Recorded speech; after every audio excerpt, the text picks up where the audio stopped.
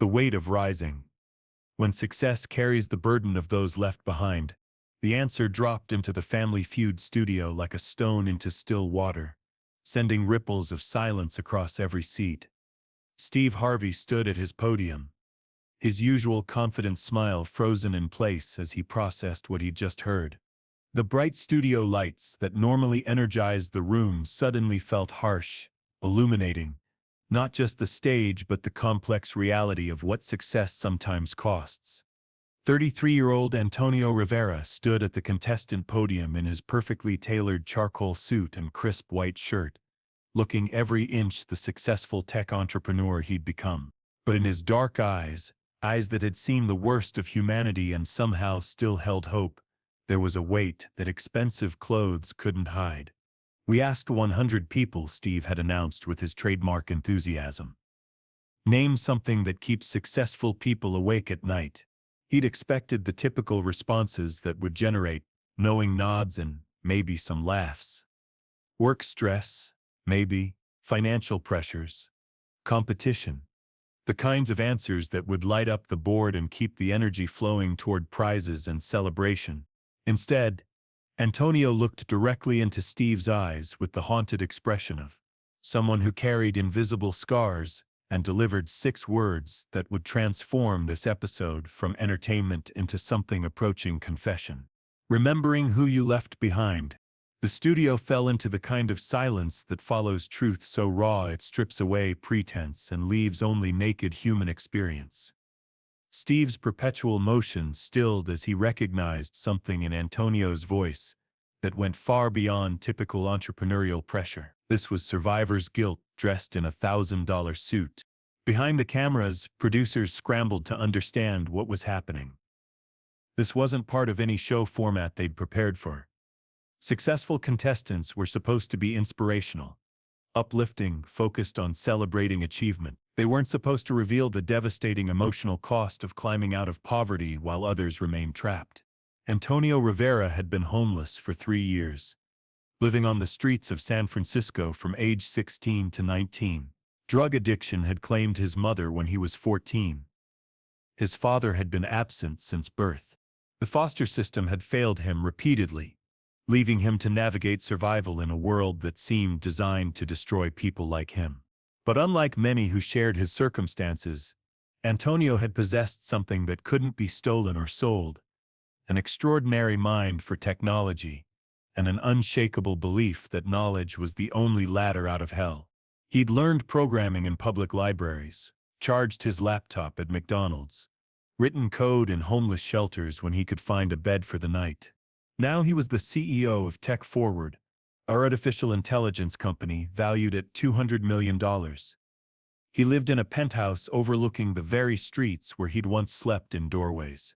He employed over 300 people and had been featured on magazine covers as an example of the American dream, realized against impossible odds. But success, he'd discovered, came with its own kind of torment. "Mr. Rivera," Steve said softly, setting down his cards and moving away from his podium. Something in Antonio's expression had triggered every instinct Steve had developed over decades of reading people who carried burdens too heavy for their shoulders. "What do you mean by that?" The question opened floodgates that Antonio had been keeping sealed through years of therapy, meditation, and the careful construction of a public persona that celebrated triumph while hiding its cost. His composed professional demeanor began to crack, revealing the young man who had survived hell but never stopped feeling guilty about escaping it. Antonio began, his voice barely audible over the studio's sound system, "that every night when I go to sleep in my penthouse, I think about Tommy Chen. He was my best friend on the streets. We shared food, watched each other's backs, kept each other sane when the world tried to convince us we were worthless." The Rivera family, his wife Sophia, his adopted teenage daughter Maria, his business partner and brother-in-law Carlos, stood at their team podium, shifting uncomfortably as Antonio's private demons were exposed under studio lights. They knew his story, but they'd never heard him speak about it with this kind of raw honesty. "Tommy was just as smart as me," Antonio continued, tears gathering in his eyes. maybe redder. But when I got that first programming job, when I started climbing out, I got so focused on survival that I lost track of him. I was so afraid of being pulled back down that I cut ties with everyone from that life. The rival family, the Patterson clan from Ohio, stood frozen at their podium. They were middle-class people who had never known real poverty, never understood that survival sometimes meant abandoning the very people who helped you survive. They'd come for fun and prizes, not to witness someone's soul being laid bare. Last month, Antonio said, his voice gaining strength even as tears began to flow, I found out that Tommy died 2 years ago, overdose in the same alley where we used to sleep. He died while I was giving keynote speeches about overcoming adversity, while I was telling audiences that anyone can make it with enough determination. Steve found himself moving closer to Antonio, drawn by recognition of a pain that transcended circumstances, the pain of survivors' guilt, of success that felt unearned when others remained trapped, of wondering whether your triumph was built on the foundation of someone else's failure. How did that make you feel? Steve asked gently. Like a fraud, Antonio answered immediately. Like everything I'd built was meaningless, because I'd built it by stepping over the bodies of people who didn't deserve to be left behind. Tommy helped me find my first computer charger when mine broke. He shared his blanket with me when I was sick, and when I had the chance to help him, I chose to protect myself instead. The studio audience was completely silent now. Even the usual rustling of programs and shifting in seats had stopped. 300 people held their breath as this successful man revealed the spiritual cost of escaping circumstances that most of them couldn't imagine surviving. There are others, Antonio continued, as if opening this wound required him to examine all of it. Maria Santos. She was 19, pregnant, living under the freeway overpass. She used to share her food stamps with whoever needed them most, even when she was starving herself. I heard she died in childbirth because she couldn't afford prenatal care. Steve felt something twist in his chest. This wasn't about typical business guilt or professional pressure. This was about the impossible weight of surviving when survival felt like betrayal of everyone who didn't make it out. And Jesse Williams, Antonio said, his voice breaking. He was 15 when I knew him. Aged out of foster care like me. He had this incredible talent for music, could make a guitar sing like angels. But when you're homeless, talent doesn't pay for food or shelter. I don't know if he's dead or alive, but I know he's not making music in concert halls while I'm making millions in conference rooms. The Patterson family, their competitors in this forgotten game, had tears in their eyes. Bob Patterson, small business owner, who had always believed that success was simply a matter of hard work and determination, found himself confronting the reality that circumstances played a role he'd never acknowledged. Antonio, Steve said, using his first name now, making the connection more personal. What keeps you up specifically? The math, Antonio answered, surprising everyone, including himself. The impossible math of survival. For every person like me who makes it out, there are thousands who don't. And I can't figure out why I deserved to escape when Tommy didn't. Why I deserved to survive when Maria didn't. Why I got the breaks that Jesse never got. He paused, looking out at the audience of comfortable, middle-class families who had never had to choose between personal survival and loyalty to friends. I make more money in a month now than everyone I knew on the streets made in their entire lives combined, Antonio continued. I live in a building with more square footage than the entire block where we all used to sleep. And every success feels like evidence that the system that trapped them worked exactly as intended. Steve Harvey had spent decades hosting television shows, meeting thousands of people, hearing countless stories of triumph and struggle. But standing there looking at Antonio Rivera, he saw something that demanded more than entertainment value. He saw a man who had achieved everything society told him to want, and discovered that achievement without community felt like betrayal. What's the hardest part? Steve asked. The hardest part, Antonio said, is that I can't go back. I can't unmake my success. I can't undo the choices that saved me, but might have doomed others. I can't resurrect Tommy, or Maria, or find Jesse, and somehow make all of this fair. He wiped his eyes with the back of his hand, designer cufflinks catching the studio lights, symbols of wealth that felt like accusations. And the other hard part is that people want my story to be inspirational. They want me to stand up at conferences and tell audiences that if I can make it, anyone can make it. But what if that's not true? What if some people don't make it not because they didn't work hard enough, but because the system only allows a few to escape?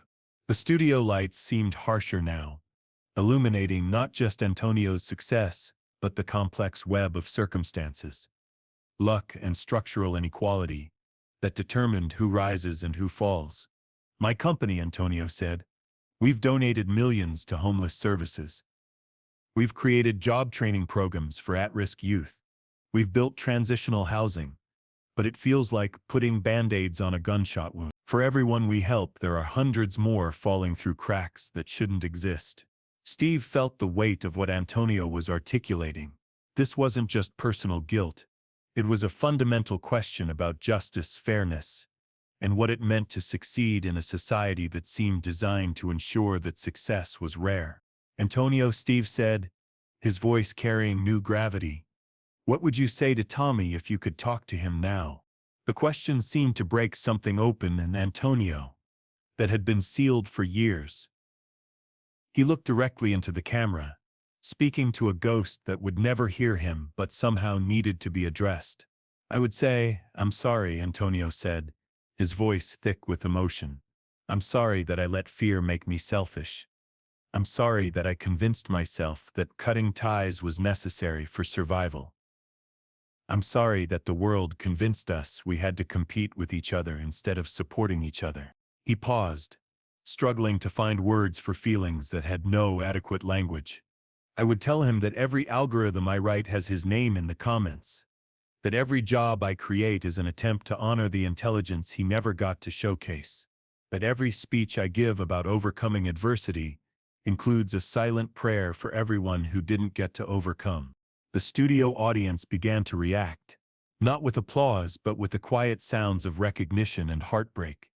Some were crying openly, others sat in stunned silence, processing truths about poverty and success that challenged comfortable assumptions. Steve began removing his suit jacket, his movements deliberate and symbolic. The jacket was expensive, perfectly tailored, representing success earned through talent and hard work. Antonio, Steve said, draping the jacket around Antonio's shoulders, this jacket represents achievement, recognition, the kind of success that society celebrates. You know what it doesn't represent? Antonio looked up at him, eyes bright with unshed tears. It doesn't represent shame, Steve said firmly. It doesn't represent betrayal. It doesn't represent evidence that you didn't deserve what you achieved. Your success doesn't diminish Tommy's worth. Your survival doesn't dishonor Maria's memory. Your escape doesn't invalidate Jesse's struggle. The jacket fit Antonio perfectly, but somehow it looked different on him than it had on Steve. Less like armor and more like a responsibility. Your guilt, Steve continued. It's not serving Tommy, or Maria, or Jesse. But your success could. Your platform could. Your resources could. The question isn't why you survived when they didn't. The question is what you're going to do with the survival you've been given. Steve turned to address not just Antonio, but the entire studio, his voice carrying the authority of someone who understood that some stories transcend individual experience. Success, Steve said, looking directly into the camera, isn't about forgetting where you came from. It's about bringing others with you. It's about using what you've gained to change the systems that trap the people you left behind. He turned back to Antonio, his expression filled with understanding and challenge. You can't save Tommy, Steve said gently, but you can save the next Tommy. You can't bring back Maria, but you can ensure that the next Maria gets prenatal care. You can't undo Jesse's suffering, but you can create opportunities for the next Jesse to showcase his talents. The game show had been completely forgotten.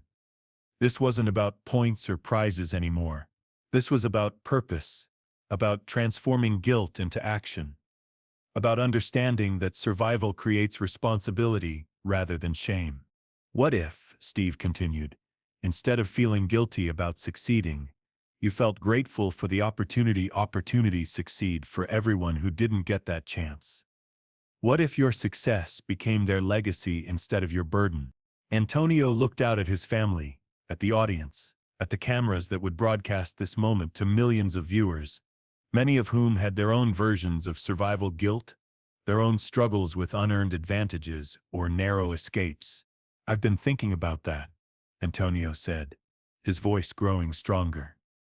Last month, we launched a program called Tommy's Code.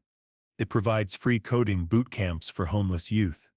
But more than that, it provides mentorship, housing assistance, job placement, ongoing support. He reached into his jacket pocket and pulled out a small card, worn from handling. It contained a photo of him and Tommy from their street days, both of them smiling despite circumstances that should have destroyed hope. This picture, Antonio said, showing it to Steve, I carry it everywhere. Not as a reminder of guilt, but as a reminder of purpose. Tommy died, but his belief in me, his investment in my survival, that lives on in every person we help through our programs. Steve studied the photo, seeing not just two young men surviving impossible circumstances, but a friendship that transcended death through purposeful action. How many people has Tommy's Code helped? Steve asked. 67 people have completed the program, Antonio answered immediately. 43 have found permanent housing and full-time employment. 8 have started their own businesses. 3 have gone back to school for computer science degrees. His voice filled with something that hadn't been there at the beginning of this conversation. Pride mixed with purpose rather than success, shadowed by guilt. Maria's fund, Antonio continued, provides comprehensive support for pregnant women experiencing homelessness. We've helped 42 women receive prenatal care and safe housing. 38 babies have been born healthy, who might not have survived otherwise. Steve felt something shift in the studio atmosphere. This wasn't just a successful man revealing his guilt anymore. This was a successful man discovering how to transform guilt into generosity, survival into service. And Jesse's music, Antonio said, his voice strong now, provides instruments, lessons, performance opportunities for homeless youth. We've had 6 kids get scholarships to music schools, 12 join youth orchestras, 23 record their first songs in professional studios. The studio erupted in applause, but it wasn't typical game show applause. It was the sound of recognition, of inspiration, of understanding that success could be redeemed through service. As confetti fell and celebration music played, Antonio Rivera stood wrapped in Steve Harvey's jacket. No longer the man drowning in survivor's guilt. He was someone who understood that the weight of rising could be transformed into the power of lifting others. The episode aired 3 months later, generating more response than any Family Feud episode focused on social issues. Antonio's story sparked conversations about poverty, success, survivor's guilt, and the responsibility that comes with escape. His companies received thousands of applications for their support programs, and dozens of other tech leaders reached out to create similar initiatives. But perhaps most importantly, the episode reached people who were struggling with their own versions of survivor's guilt, immigrants who had escaped violence while family members remained trapped, students who had received educations their siblings couldn't access, workers who had kept jobs during layoffs that claimed their colleagues. 6 months after the episode aired, Steve Harvey received a package from San Francisco. Inside was a tablet loaded with a presentation titled, Tommy's Legacy: How One Friendship Changed Thousands of Lives.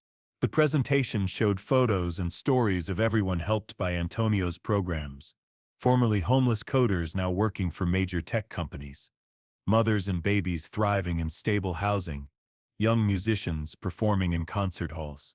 The final slide contained a quote from Antonio. Success isn't about forgetting where you came from. It's about making sure where you came from isn't where the next person has to stay. Today, Antonio Rivera's companies have helped over 1,000 people escape homelessness and poverty. But more than that, his story has inspired a movement of successful people who've learned to transform survivors' guilt into survivors' responsibility. He still carries Tommy's photo, still thinks about Maria and Jesse and countless others who didn't make it out. But now those thoughts fuel action rather than paralysis, purpose rather than shame, a legacy that honors the dead by saving the living. The weight of rising, Antonio learned, is only crushing when you try to carry it alone. When shared through service, when transformed into bridges for others to cross, it becomes something different, not a burden but a calling, not guilt but grace, not abandonment but the ultimate form of loyalty to those who never got the chance to rise themselves. Sometimes the most important thing you can do with success is make sure you're not the only one who gets to experience it.